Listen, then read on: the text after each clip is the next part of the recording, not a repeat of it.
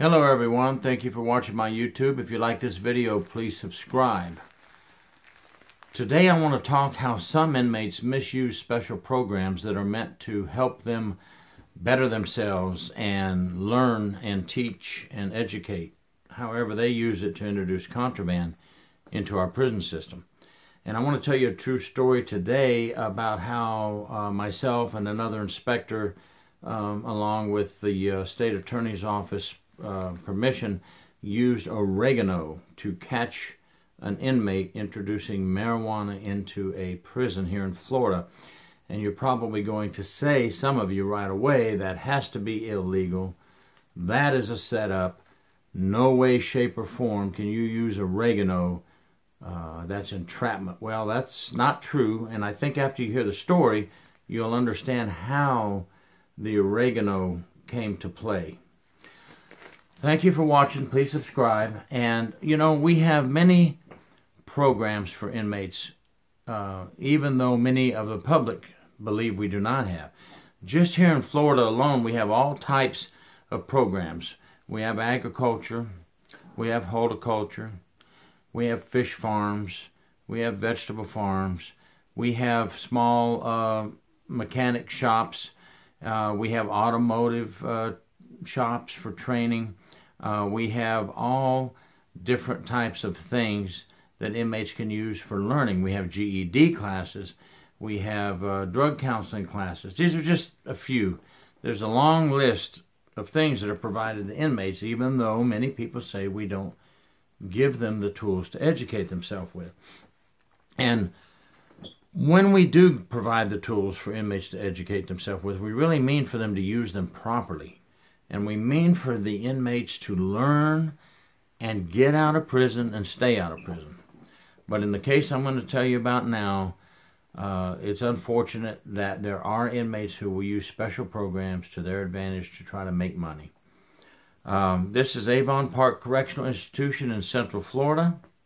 And in Avon Park Correctional Institution, they have a maximum capacity of approximately 956 inmates, from minimum to close custody.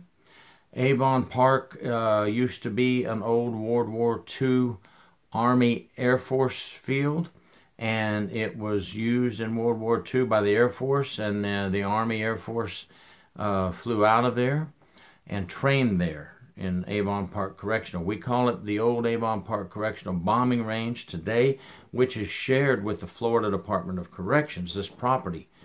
This 300 and something thousand acres of property, which about 180,000 approximately is used for wildlife management.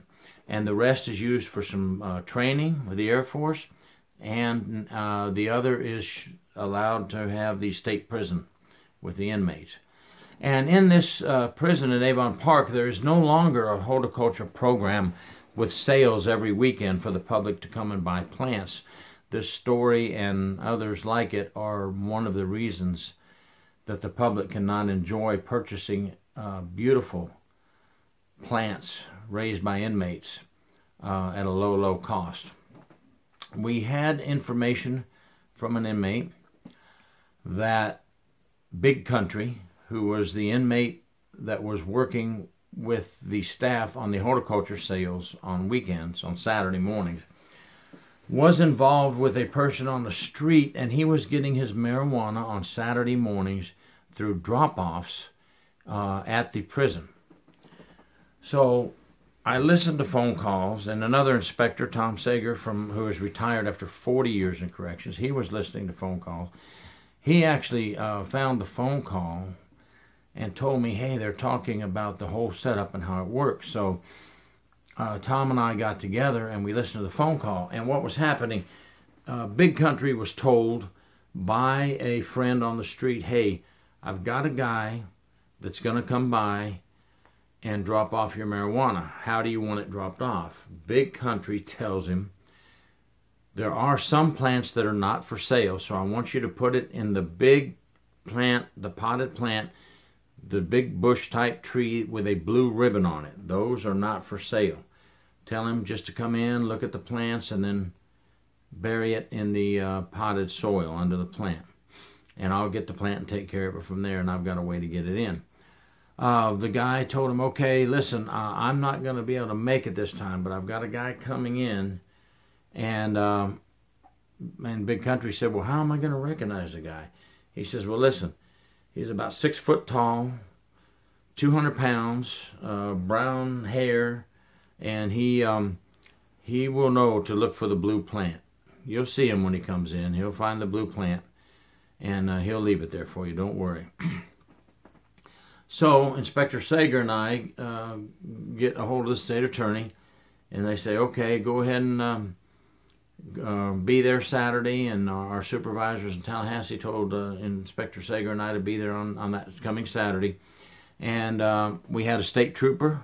We got a hold of the Florida State Troopers, and we had one of them available because we wanted to have the trooper available to take the civilian staff member off to jail for us. So we were working with the state troopers on this case. We get to the prison, and the morning sale starts at about 8:30 a.m. and finishes about 1 in the afternoon. And we are waiting and waiting and waiting for someone named Steve that fits that description I just gave you to show up. It is now about 11:45 in the morning, and no one has shown up. No one has shown up. We have one of us is at the horticulture area watching. We have a trusted officer in there watching. The horticulture officer knows what's going on, so he's there to help us. And we have myself and Inspector Sager positioned near the entrance gate to Avon Park Correctional Institution, so the gate officers can call us and tell us if this person of this description shows up. There may be several that look like that, but we were looking for someone in that physical description. And then we had the state trooper sitting outside in a hidden area. No one shows up. Nothing happens. So I called my boss and said, hey, you know, I'm 6'1". I had clean shaven back then. I'm 6'1", 220, brown hair. I've got the wire kit in the car. Can I wire myself and go in and make a drop-off? And he says, well, what are you going to use for the drop-off? And Inspector Sager and I had talked about oregano. Inspector Sager's home wasn't too far away. I was about 2.5 hours from home. And he said, I've got some oregano at the house. I can make up a drop-off bag real quick. And my supervisor said, yeah, put the wire on and have the trooper and Inspector Sager ready to run in when you're ready and drop off some oregano and let's see what this guy does. So we're all set up. I'm in jeans anyway on Saturday for this type of surveillance and this type of event. And I'm in jeans and a t-shirt, so I look just like anybody coming to buy plants anyway.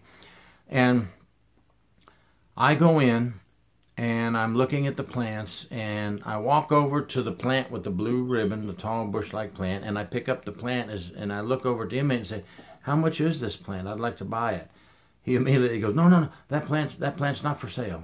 Please put it down. And he actually comes over and takes it from me and puts the plant back. I said, okay. And then I kind of winked at him, and he kind of looked at me with that strange look, and I nodded my head at him, and he walked away, but over in the back room, but you could see him looking at me. And I looked around and waited until no one was around. And I actually buried the oregano baggie under the potted soil. It was loose. He knew how to leave the soil so you could get things in there. And I looked around some more, and he actually approached me while I'm looking at plants. He goes, that's a nice plant there. I said, yes, it is. He says, I got you, and thank you. I said, no problem. I did my part. I'm just going to kind of look around now, and I'm going to leave. And he says, okay, I've got it from here. So he actually even talked to me, and we've got that on tape. So I walk around, and I act like I'm done, and I act like I have left. But I didn't leave. I hid around the corner. And I watched Big Country, inmate nicknamed Big Country, run over to the plant, pick up the plant, and immediately carry it to the back room. And the back room is where they arrange the plants and set them up and fix them up nice and put them, and then they take them out to the showroom. So he takes it out of the showroom to the back room.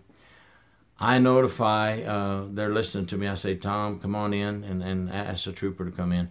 And they all come in, and we go back to the inmate, and we get the inmate, we get the plant, and we get our bag of oregano. So now we have conspiracy for introduction of contraband. Now, for those of you who said that's baloney, you can't use oregano to charge him for introduction of marijuana or possession of marijuana, well, you're correct. We didn't push for that. Number one, it's not marijuana, so he was not in possession of marijuana. He was in possession of oregano. I have heard cases across the country where every now and then that would work because you have to prove that he truly believed it was marijuana. But we were going for the conspiracy to introduce contraband into a correctional facility. So, of course, we took him in. I interviewed him on tape with Inspector Sager.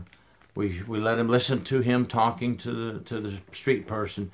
Of course, he finally gave up the name of the street person. And what we did, I wrote my investigation and I sent it in as conspiracy to introduce contraband into a correctional facility. I went ahead and added possession of marijuana, parentheses, oregano, just to let the state attorney play with it if they wanted to. But of course, they dropped that. And in the end, they both pled to conspiracy to introduce contraband into a prison. The inmate got a year and a day. And what is so strange about this, he's outside minimum custody working these horticulture shows and horticulture sales. He only had like a year and something left, and to forfeit that for another year and a day is just ridiculous. But he took the plea. We got him. The other individual got probation for a year, I believe, a year's probation or something. So, you know, we didn't get big years out of it, but we at least showed that we were watching, showed that we were taking care of the prison, and we got some criminal charges out of it on a civilian and an inmate. And you know, Big Country, I talked to him after the interview, and I said, man, why, you know, this is just strange. Why would you give up